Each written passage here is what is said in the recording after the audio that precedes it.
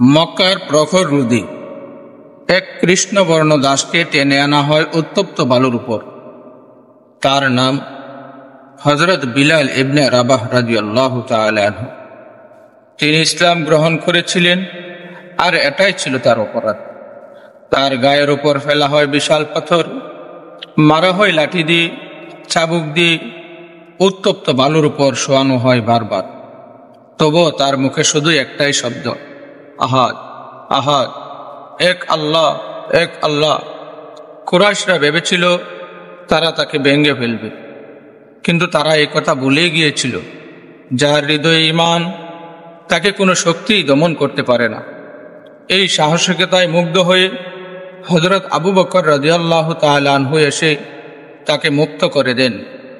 একজন দাস হয়ে গেল ইসলামের প্রথম মুয়াজ্জিন।